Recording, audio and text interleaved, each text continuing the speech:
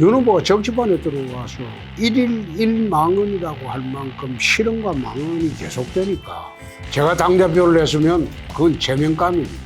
이재명 후보는 양아치죠. 품행제로 대장동 설계자가 바로 주범이죠. 옛날 제가 검사하면 그건 일주일만 하면 됩니다. 정리 안 되려고 윤석열이 후보 진영에 가서 그 굽신대고 있는 거 보니까 나 참 척은하고 딱합디다. 그게 태연하게 참고 말았지. 새까만 후배가 그 적절한 행동은 아니죠. 사법 연수원 국위사인 같으면 그거 돌아보면 줄 보면 끝이 안 보이는 그런 관계지. 뭐라고 말씀하시면서 그러시는 싶어요. 야, 그거는 뉴스원 우리 내독자 여러분, 저 홍준표입니다. 오늘 인터뷰 잘하겠습니다. 이상 끝. 후보님 약점으로 그보다 내 편이 많지 않다. 이런 얘기들. 내 편은 인재가 수백 명이 있습니다. 어? 헐렁한 구태들은 나는 편을 만들지도 않고 그 사람들은 정리 대상입니다. 그 정리 대상인 사람들이 나와서 요즘 구태 경선을 하는 것 보고 내가 참 어이가 없다. 곧 정리될 사람들이 무슨 윤석열 후보 캠프에 가는 사람들을 말씀하시는 거죠? 어디라고 특정하지 않겠습니다. 소위 중진이라고 텃밭에서 안주한 사람들, 이젠 정리가 될 때가 안 됐습니까? 정리 안 되려고 윤석열이 후보 진영에 가서 그 굽신대고 있는 거 보니까 나 참 척은하고 딱합디다. 저보고 사람이 없다? 나는 구태하고 정리될 사람들 데리고 정치하지 않습니다. 되게 재밌게 봤는데 그 방송 후기를 좀 여쭤보고 싶거든요. 그건 하자고 해서 나갔어. 나는 그 바빠서 확인 못 해봤어. 저는 방송 나가고 제 그 찍은 방송을 보지 않습니다. 볼 시간이 없어요.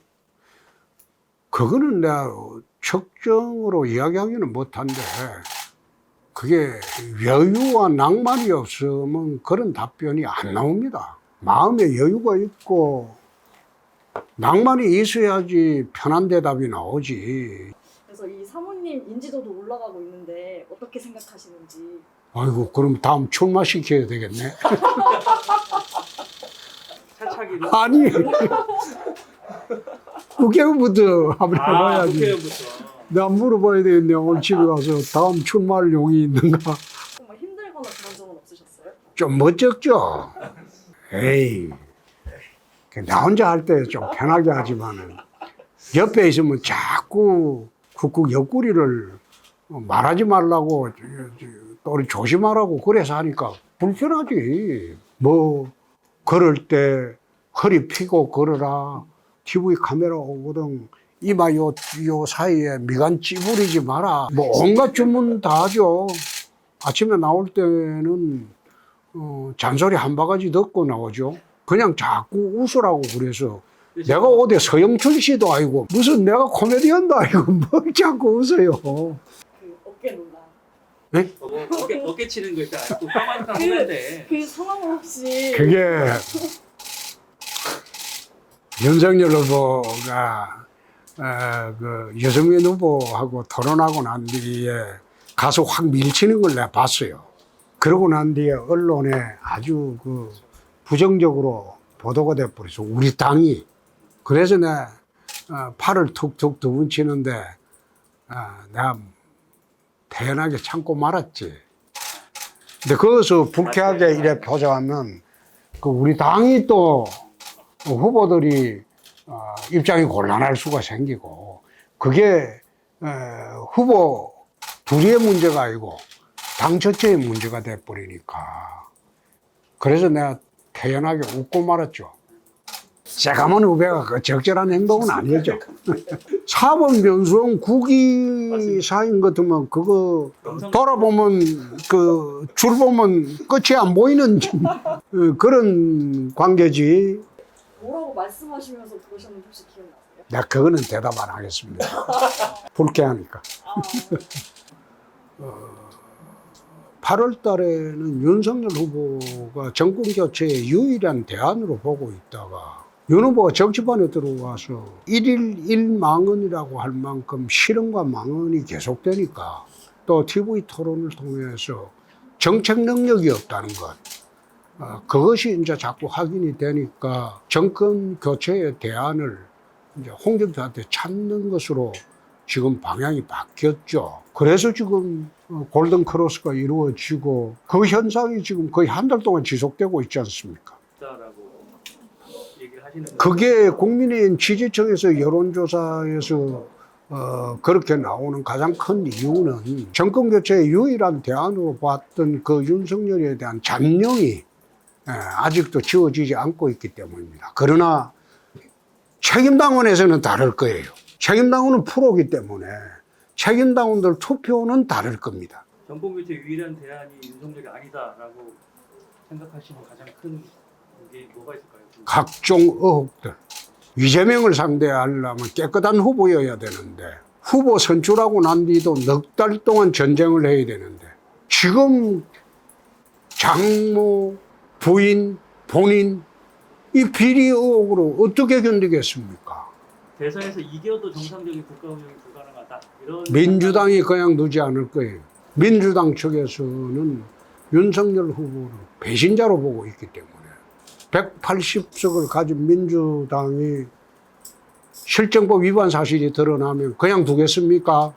협력이 되겠습니까? 제가 보기에는 대통령 되기가 어려울 겁니다. 하락하는 데에도 영향을 미쳤다. 해당형이죠. 우리가 30년 이상 호남의 구애를 해왔는데 일거에 무너뜨리게 했으니까 얼마나 큰 해당형입니까? 제가 당대표를 했으면 대통령 후보가 아니었으면 그건 제명감입니다. 과거 막말 리스트 건드리기도 하고 그럼 내가 물어볼까요? 나는 26년간 막말 몇 분에 한 게 그랬죠? 윤 후보는 지금 석 달 동안 막말을 26번이나 했어요. 자기는 지금 막말과 망언을 석 달 동안 26번을 하면서 내 26년 동안 몇 마디 한 거를 그걸 막말이라고 그런 식으로 공격하는 게 맞습니까? 그 후보로 선출되실 걸로 차이가 많이 날 거예요. 근소한 차이는 아닐 거예요. 어떤 근거가 있다고 보면 될까요? 근거까지 말해주면 또 증거대라고 또 난리를 칠 건데 제 예측이 틀린 일이 별로 없습니다. 지난번 4%일 때 내가 추석 전으로 골든 크로스 하겠다고 했는데 추석 2주 전에 골든 크로스가 됐습니다. 깨보면 의외로 차이 많이 날 거예요. 우리 당원들 바보 아닙니다. TK의 60, 70대들은 그네를 쳤던 윤석열을 왜 지지할까요? 문재인에 대한 정오심.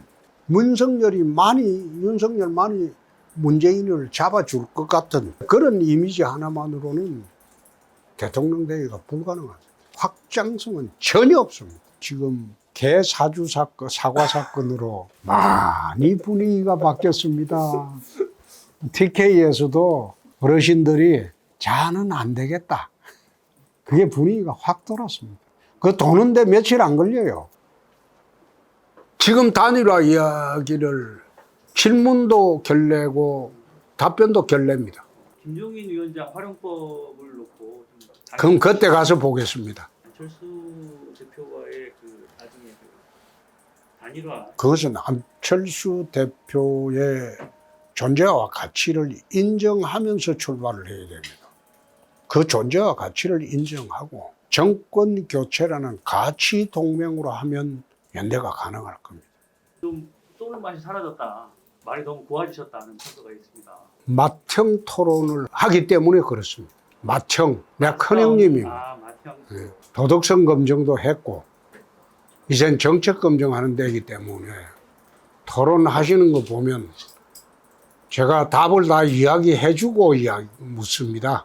이거 대전 토론회 같은 경우에는 그것은 상대방을 곤란하게 하지 않기 위해서 그러는 겁니다. 이재명 후보를 상대할 수 있는 가장 큰 자신의 장점. 이재명 후보는 양아치죠. 품행제로고 품행제로 양아치가 대통령이 되는 경우는 아마 없을 겁니다. 아무리 대한민국 국민이 그렇다 존치더라도 품행제로 양아치 같은 행동을 하는 사람을 대통령으로 뽑기는 어려울 겁니다. 어떤 면이 좀 그렇게 보일까요? 뭐 말을 제가 안 하더라도 뻔하지 않습니까? 그걸 굳이 이야기할 필요가 있습니까? 이홍 후보님이나 윤 후보나 누가 나가도 국민의힘 후보 윤 후보는 다르죠. 본인, 부인, 장모 모두 비리 의혹에 휩싸여 있습니다. 똑같은 비리 의혹에 휩싸인 후보하고 공격을 할 수 있을까요? 더 큰 역공을 받을 건데 오히려 윤 후보 빼고 세 사람 중에 누가 나가더라도 게임이 될 거예요. 근데 윤 후보 나가면 지능 구도가 될 거예요. 어느 여론조사 기관에 이재명하고 1대1 대결해서 윤 후보는 4등 했어요. 1등을 저 혼자만 이기고 이재명이라. 윈지 코리아 여론조사에 그래 나왔어요. 그건 충격적입니다. 이제는 실체를 알기 시작한다는 거예요. 이재명 후보 지지율은 아직 상당히 대장동을 나는 그렇게 보지 않는 게 도둑이라도 우리 편이면 찍는다. 그런 진영 논리가 작용하고 있기 때문에. 문재인 들어와서 가장 잘못하고 국정을 파행으로 몰은 것이 편가르기 정치를 했다. 그래서 이재명이 저렇게 품행제로고 비리 의혹의 중심이 있는데도 일정한 지지율이 나오는 거 보면 그 편가르기 정치의 결과입니다. 대장동 의혹에 대해서는 어떻게 판단하고 설계자가 주범이죠. 그건 복잡하게 볼 필요가 있습니까? 대장동 설계자가 바로 주범이죠. 이재명 후보를 직접 겨냥하지 데까지 못 간 것 같은. 그걸 막으려고 오늘 청와대에서 문 대통령하고 둘이 비밀 회동까지 했지 않습니까? 대통령이 만나는 장소가 본관이면 그게 녹음을 하게 돼 있어요. 그러나 본관 이외의 장소에서 만나면 녹음할 의무가 없어요. 상춘제에서 만나고 둘이 비밀 회동을 했다는 것은 그것은 녹음을 안 남기기 위해서 그래 한 겁니다.